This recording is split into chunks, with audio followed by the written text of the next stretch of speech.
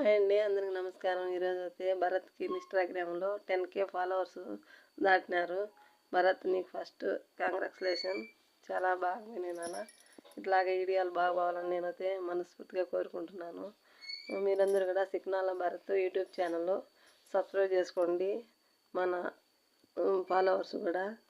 నేనైతే ఈరోజు కోడూరులోని బ్రహ్మంగారి మఠంలో భగవద్గీత పారాయణం అయితే అక్కడికి వెళ్ళినాను. చాలా బాగా జరిగింది. సుబ్బరాజ్ సార్ సత్సంగం కానీ, నాగయ్య తాత గురు ప్రార్థనలు, గురు పూజ కానీ చాలా బాగా చేసినారు. పూజ తర్వాత అన్నప్రసాద కార్యక్రమం అయితే జరిగింది. అన్నప్రసాదం స్వీకరించి మామూలుగా అయితే 4 గంటల వరకు పూజ ఉండేది. ఈరోజు గ్రహణం కారణంగా 2 గంటలకే గుడి మూసేసినారు. తర్వాత అయితే అందరం ఇళ్ళకి బయలుదేరినాము. నేను భగవద్గీత గురించి ఎందుకు చెప్తున్నానంటే, ప్రతి ఒక్కరూ భగవద్గీత చదవాలనేది నాకు ఉద్దేశం. మీకు చదవని రాకపోయినా సెల్లో పెట్టుకుని అయినా మనస్ఫూర్తిగా వినండి ఒక్కసారి.